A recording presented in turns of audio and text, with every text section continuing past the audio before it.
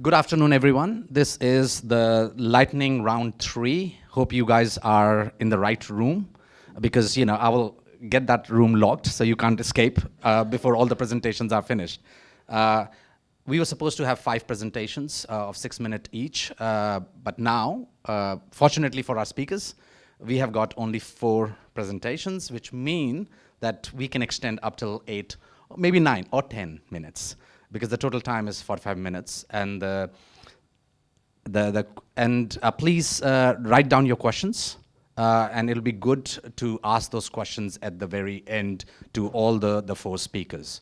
So without wasting much of the time, our first speaker is Max Mostert. He's from Scylla, pronounced okay. And he will be talking to us about exploring the implementation of OER into library services, something that's very close to my heart as well. Over to you, Max.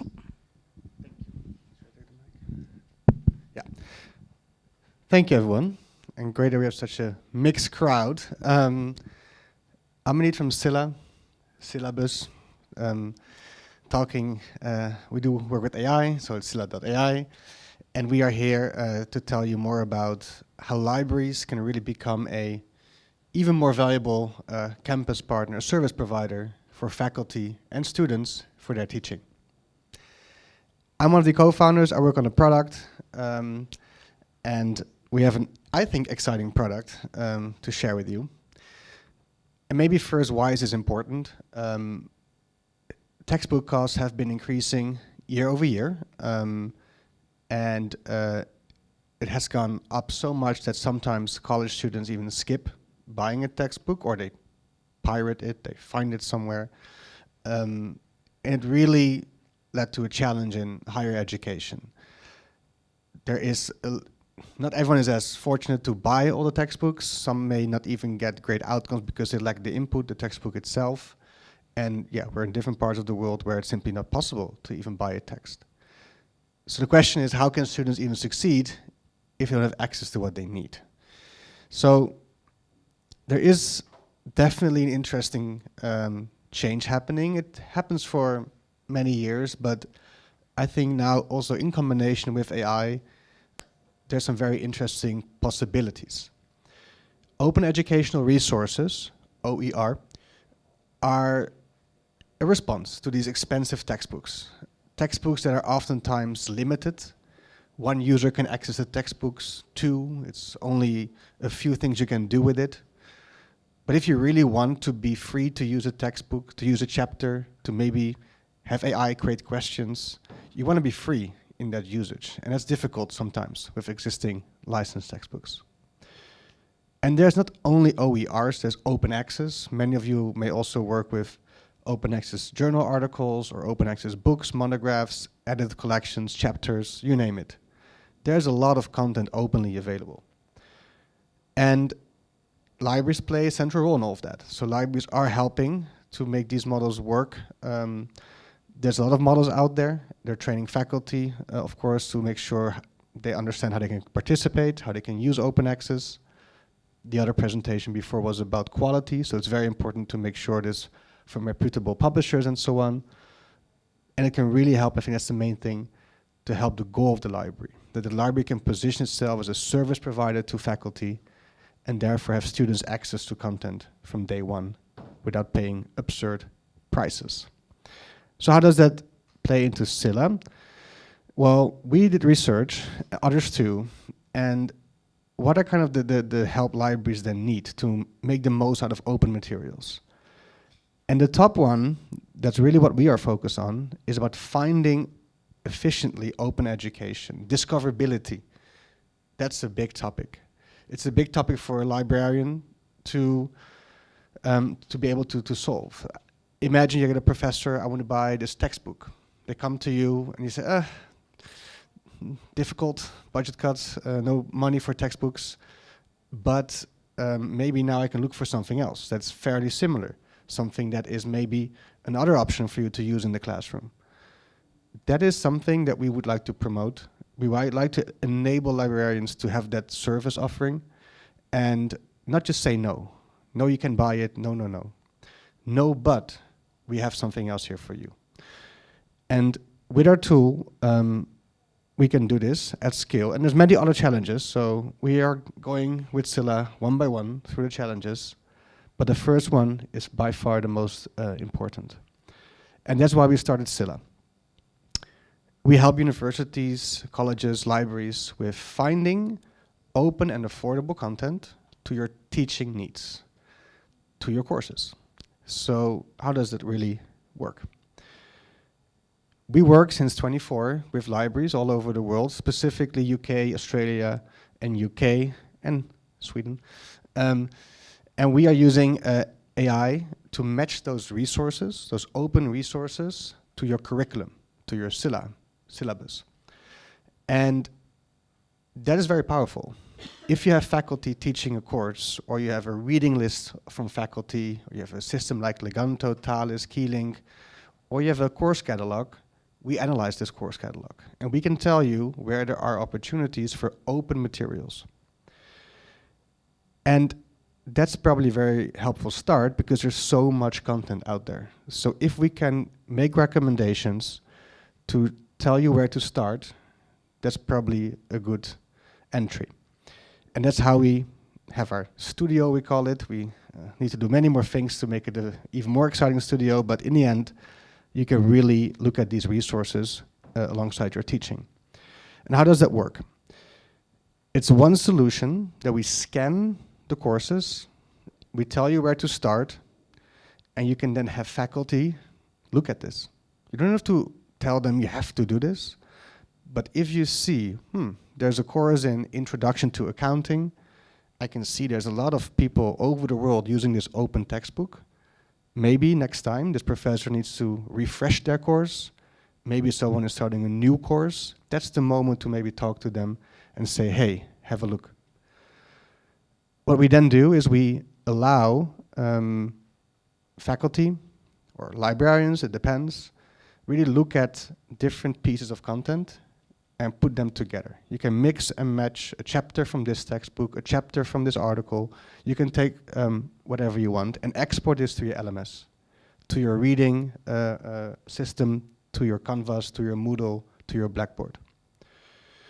The scan, it's a bit overwhelming. I'll not go into all the details. I have not that much time. But I think the main thing to take away is we can do an analysis of your teaching, of your courses, of your syllabi, and tell you where there's opportunity. In which department do we see a lot of good open educational resources? And some also, they're not so good to start. In languages, it's very difficult. But I know in business, there's a lot of good open textbooks. And we can tell you this. If we find the actual outcome of the scan, we can also tell you where to start. And we also have an element that we call community adoptions. You're not alone. There's a lot of other institutions using open materials. And we are able to tell you who else has been adopted open textbooks. So when your professor says, yeah, but I don't trust that textbook, well, look at this. There's so many professors from the UK, from Australia, from other places in the world using this textbook today. And that helps. So we provide you with some ammunition to counter any quality concerns. And we share these community adoptions, if people want to share, on the platform. And this can help you to find the best starting points and also help faculty to get some comfort in looking at this seriously. And then invite them. Then invite the faculty to join. Maybe they want to update their course that was not completely ingested. They want to do a topic more, a topic less, and let them play around. Think about the faculty comes in with their course and they can chat now. They can chat and look for, I want a chapter on accounting practices in Thailand. Oh, let's see if we can find some chapters now in open databases that are talking about this. And let's see who else is using this. And then they can take them. And that's how you can start to look for materials as a discovery solution for your course. Then they adopt, and once they have adopted, we're basically putting it into the LMS. We've done this with many institutions. One institution stands out that was really our partner in the beginning. On their project, we did 12 months, 250 courses, and they moved from paywalled content to open content. So it is possible. It is possible today, at least for this institution, to really move towards open. They use 1,800 open access and open educational chapters, and these are all connected into a reader. So we give a reader goes to the LMS. They're teaching with this today. They saved a lot of money. They paid for textbooks. Not every library pays for textbooks, and we know that. It's not about saving money. It can be helpful, but sometimes the student pays. We like to think it's much more about the library acting as a service provider to the faculty and the students. If you can save money, great. But the most important is that the faculty will come to you and say, I need help with my teaching materials. And now you can find quickly an alternative to help them. There was 5 minutes or 1 minute? No, 9. 9. Oh, sorry. Okay. Thank you.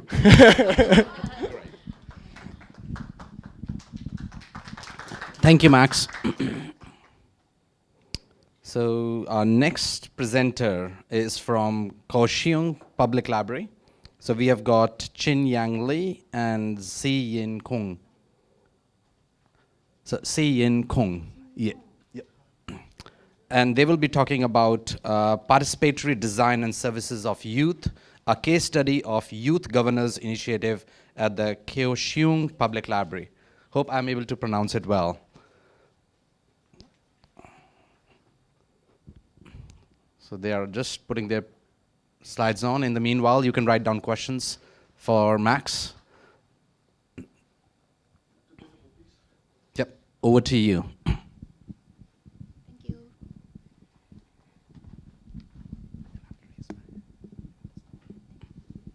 Okay, thank you. Good afternoon. My name is Jia Gong, and I collegiate client. We come from Kaohsiung Public Library in Taiwan. Today, we would like to share a practical case called Young's Governance Intervention. This program allows young youth students to engage in real public decision making.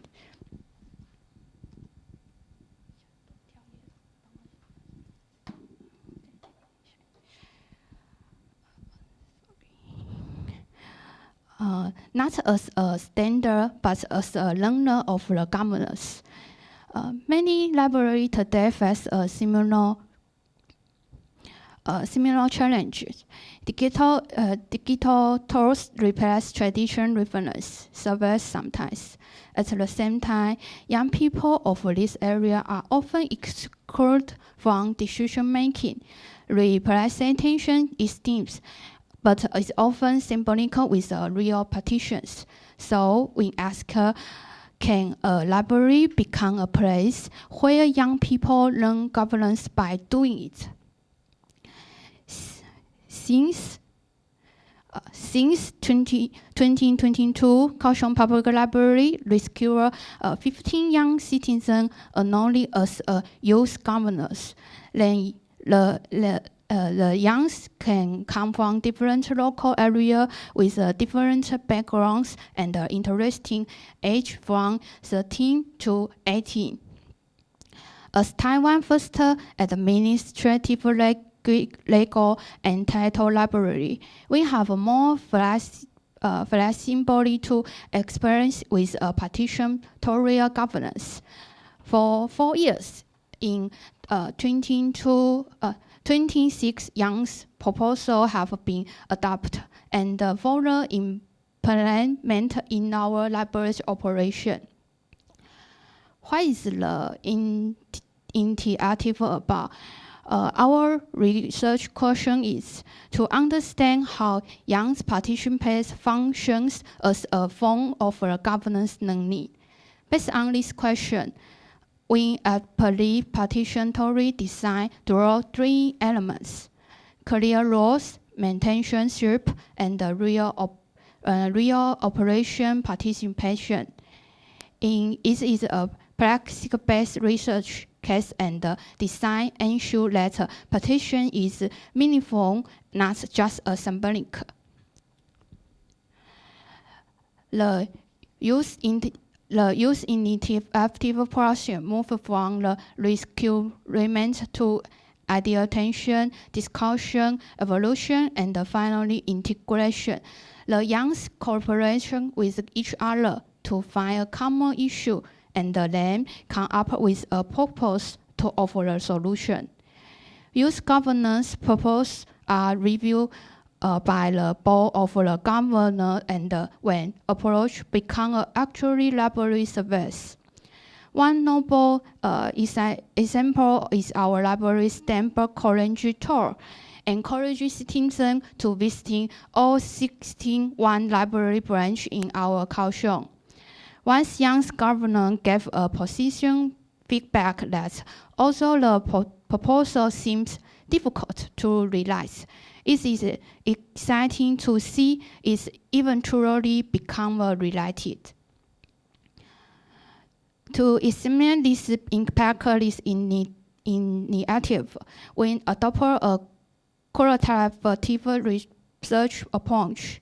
Data are correlation through in-depth interview with our youth governors, document analysis of the meeting record and proposal, and longitudinal observation of the program price. Based on this analysis, we observe impact in 4 key areas for 2 sides. First, critical thinking. Second, communication skill. Third, police literacy. And fourth, civic responsibility. For young participants, confidence, police literacy, and civic responsibility significant increase. For the organization staff began to see partition as a chance to propose professional skill, not a risk. The library itself evolved into a learning institution and the platform. And this intervention was not easy. It's a strong decision making and requires staff to listen to younger and strong even in critical voice. But this discomfort led to grow. Moving forward, we aimed to strengthen the initiative ground, improve communication platforms, enhance training, interdisciplinary collaboration, and systematic impact track. In conclusion, participants can be a redesigned library, can be governance classroom regardless of age. And with the trust and the new strong youngs can engage in public decision making as a learner and the future leaders of the governance. Thank you for your attention and we appreciate any for the discussion. Thank you. I think they received the gold medal for being exactly on time, 6 minutes. I think they rehearsed it a few times. So our next presenters are from Sarawak State Public Service. The speaker is J.C. Helmy, ably supported by Dorothy Della, and they will be talking about the digital shift transforming records management in Sarawak's public sector.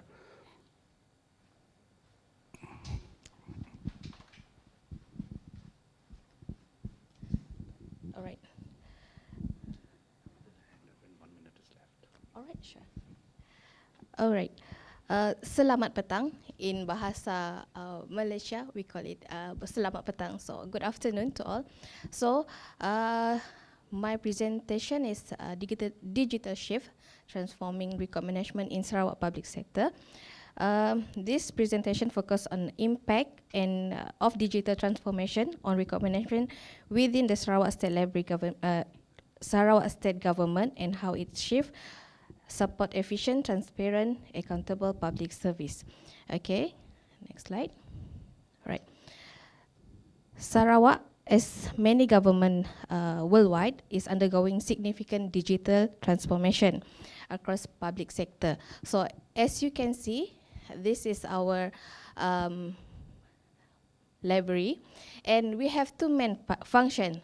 First is as a library, Sarawak State Library, and also as Sarawak State Depository, whereas we also function as Sarawak Archive. All right, so record management is essential in ensuring accountability, transparency, and continue in government. In supporting the government, Sarawak State Digital Transformation and Post-COVID-19 Development Strategy 2030, Sarawak State Library play a key role in securing, preserving government records in rapidly evolving digital environment. So you can see this is Sarawak post-COVID-19 development strategy. So by 2030, Sarawak will be thriving society driven by data and innovation, where everyone enjoy economic prosperity, social inclusivity, and sustainable environment. Okay. Maintain. Through strategic cooperation and initiative. All right. Okay. Through strategic cooperation and initiative with other agencies, the Sarawak State Library supports sustainable development, contributes to public service excellence, and this new digital era. Okay. All right. So as Sarawak progress in digital transformation journey, the delivery from government service rapidly shifting online, signaling to move away from traditional paper records, paper-based process, as highlighted by the Right Honourable Premier of Sarawak. Nearly 60% of Sarawak government service now available online, demonstrating significant process in digital transformation. This shift not only improve accessibility and convenience for citizens, but also reduce manual works and also shorten processing times and support better information management across agency. Okay. To support digital transformation, Pustaka, also Sarawak State Library, has implemented key initiatives to ensure preservation of government records and in both digital and physical forms. So, throughout the Sarawak Digital Records Management System, SDRMS, and the Archive Record Management System, government agencies are support in managing records systematically from creation through the long-term preservation. Okay. Through SDRMS, government agencies are able to manage the full record life cycle, apply consistent metadata and classification, also protect sensitive information through role-based access, and also ensure proper retention and lawful disposal of records. These features strengthen the records government across the public sector. So we can see the impact to the state and also to Malaysia, where we improve efficiency and service delivery, enhance transparency and accountability, and enabling data-driven governments. And all right. Okay. In conclusion, digital transformation, innovation, and record management must move together. So you can see here, I conclude as stronger record governance, stronger digital Sarawak. But before I conclude this, we would like to share some video about Pustaka. In an era where knowledge can bring so much joy to the world, where knowledge can be earned from the tip of your fingertips, Pustaka Negeri Sarawak aims to provide that necessity to the people of the far and near. With facilities that is equipped with the up-to-date technology, research and studies would be a breeze. understanding the needs of the many, where knowledge seeking is crucial for the growth of the mind, we made it our ultimate goal to serve you the best knowledge center available.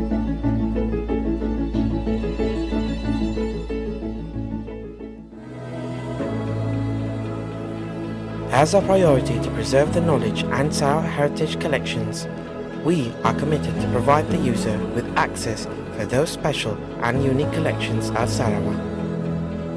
With the facilities for storage and repositories, we ensure all the collections and public records which are more than 25 years old, and other documents, papers, instruments, statutes and statutory order, regulations or decrees directed by State Secretary to be maintained, preserved and kept in the State Depository on account of their historical value or public importance. We are eager to expand by preserving the collections through legal deposits, donation, bequeath, oral history, and also transfer of public records for permanent preservation, regardless of its format and media. By creating standard bibliographic records, we will ensure the library resources or materials published in Sarawak can be accessed and will be preserved for future generations. We are going beyond boundaries in order to guide, advise and train all Sarawak government agencies with focus on the implementation of records and archives, management practices and standards thoroughly for Sarawak civil service. Researchers can use our facilities to do research on specific materials, whereby assistance is always available. Go to the slide. All right, and the last but not least, we would like to invite you to know more about Sarawak State Library and our programs through our website, YouTube channel, and also Facebook channel. Thank you.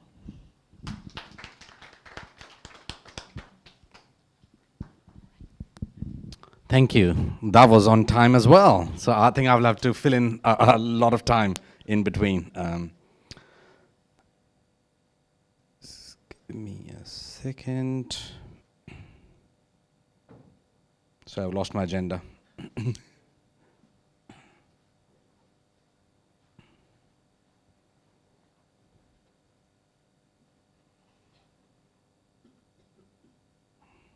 It's good that we have got time to kill.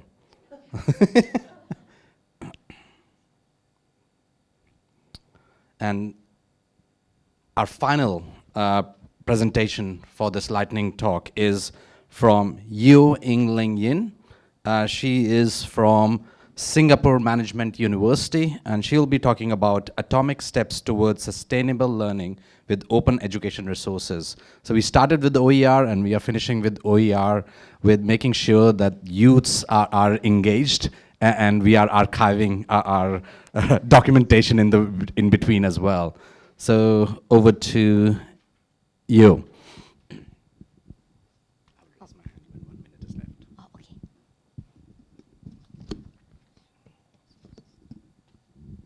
Afternoon, everyone. My name is Yeo Ing Ling Lin, and I'm from Singapore Management University. Today, I'm going to share about our atomic steps towards sustainable learning with our open educational resources.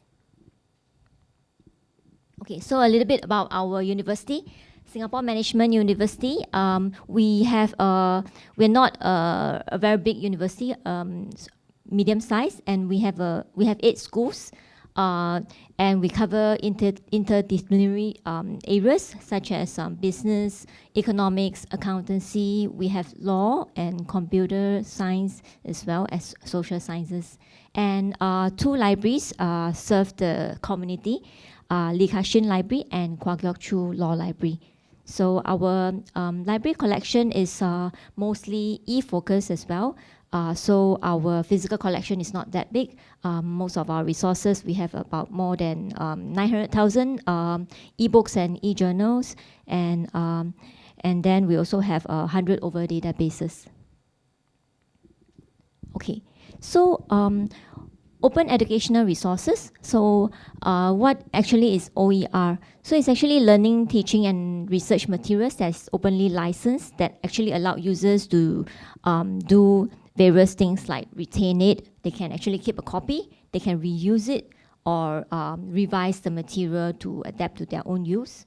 They can also remix it, like they can use like a few different materials and then mix it together for the use in their class, for example. And they can also redistribute it or share them with others at no cost. Okay, so why are we considering OER at all? So in SMU, right, we also face, similar to other libraries, raising costs. So as we all know that the cost of commercial textbooks is rising every year. So we do have affordability issues if, let's say, students who might need to buy their own textbooks.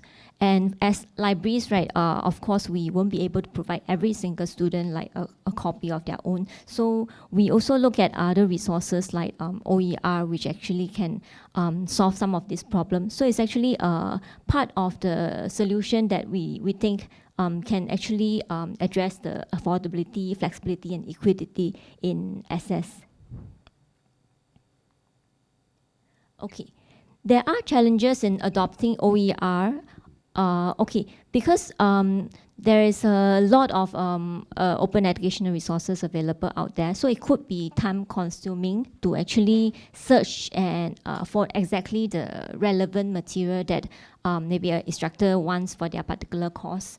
And also the quality of resources actually varies because it came from all kinds of sources. There could be like publishers putting up OER, that could be like individual faculty from different universities, there could even be like other maybe organizations. So it does take a bit of time to actually search and find the correct ones.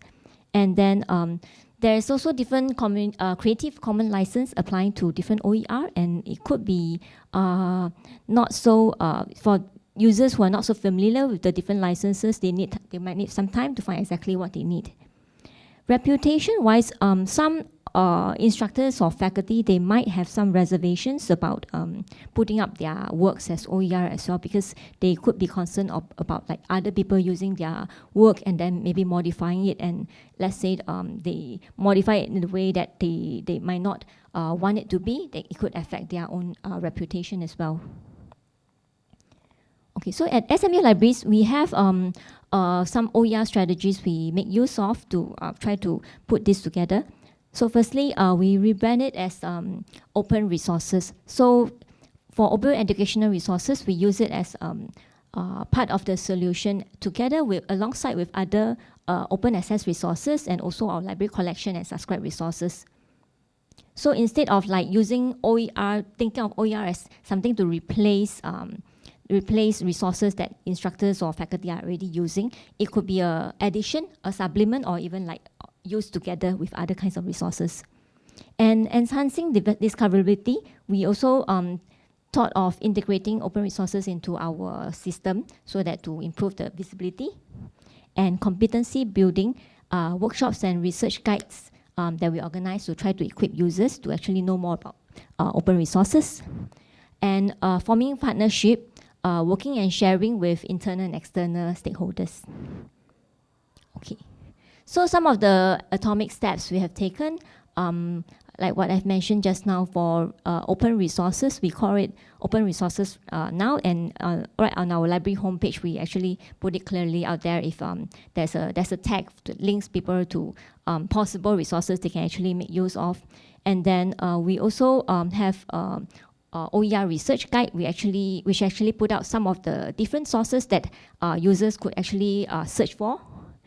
And building competency-wise, right, we have, when we do send staff to actually participate in open educational professional development when there are opportunities, like things like maybe attending conferences or workshops, webinars. And recently I've also attended open certificate in open education librarianship. Is organized by Open Education Network, OEN. And we also do try to create awareness by doing some targeted outreach. So in SMU, we have various programs running throughout the year. So one of the programs we have is this called ELSA.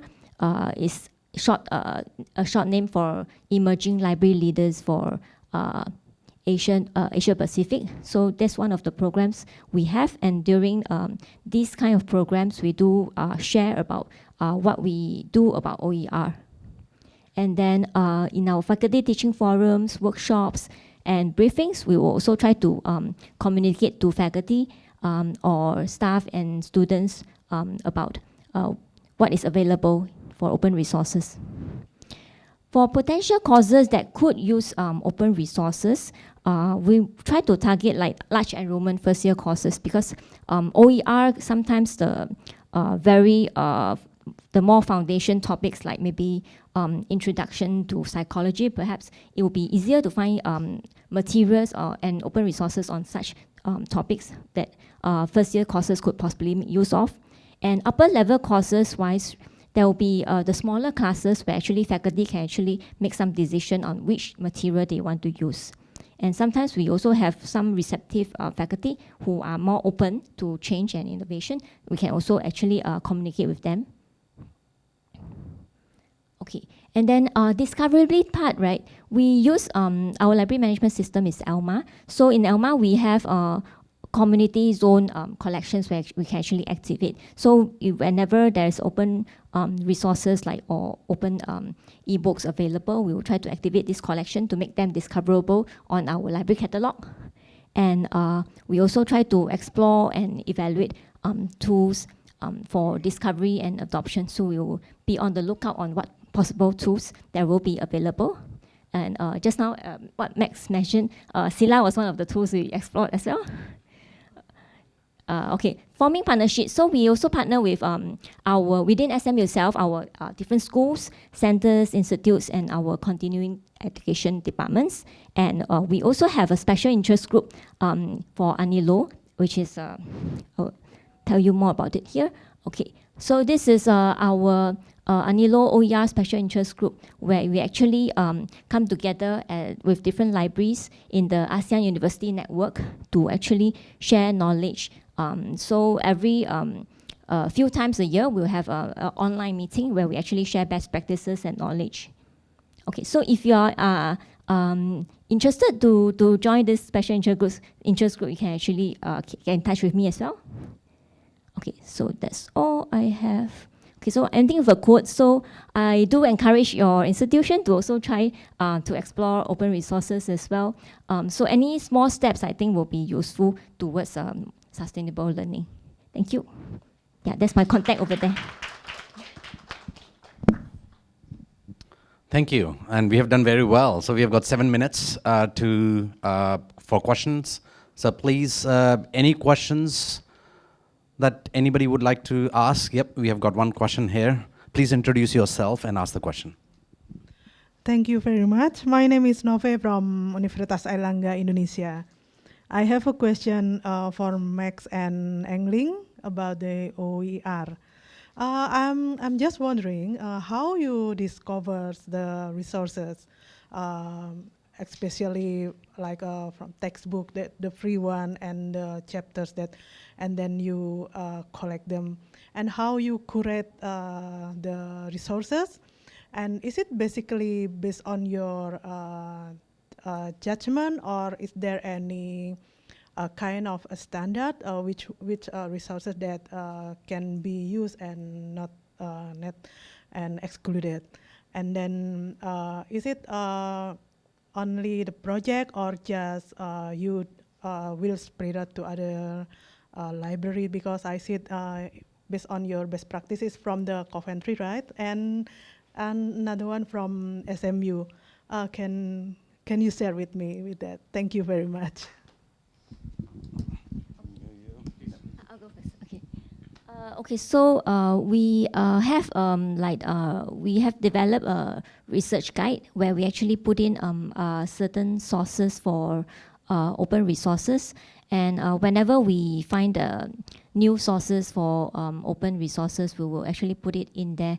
So I think I did put the link in the slides. If not, I can share the link with you later to our research guide as well. So there are quite a lot of open resources out there. When sometimes it's on the different various publishers' websites, they also have their own open resources as well. And then as to which when do we know which to use, right? So usually we will try to communicate this to our faculty and staff, and then if let's say they are looking for certain open resources in certain topic, then we will try to direct them to see which source might be useful. So there are a few different websites they can actually go to. Yeah. Max, would you like to build on that?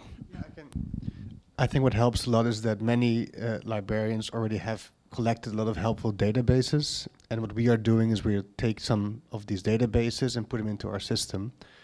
And you can search from our system and through all the databases, and you could filter. You can filter for a publisher that you find credible or a license that you would prefer. And we're working on more features. You can talk to it with AI. You can even speak to it in your own language. So we're trying to make it easier and easier to find it, because that's the main issue: where to start, where to find it. And we look at trustable databases that librarians help us with. Thank you. And if I can just add one more thing. In the previous session, there was a question about, when we are buying these big packages. So how do you actually assess individual? So of course, we have to do all of that. And that's much more, trying to fix the symptom. But the root cause of that is bigger monopolies. And looking at these alternative models, whether OER and other mechanisms, is one way we can actually deliver better outcomes in the long run. So whatever we do, yes, it's painful sometimes to get access to OERs, but that's incredible work that we all can do for future. Anyways, that was my comment. Any question? So I've got a question for the Cochin Public Library in regards to the youth program. It's an excellent program. I think we need all the services we can deliver to get youths channelized into and giving them right direction and energy. But how do you measure the impact of whether you are succeeding, whether, how do you measure the impact of the work that you are doing?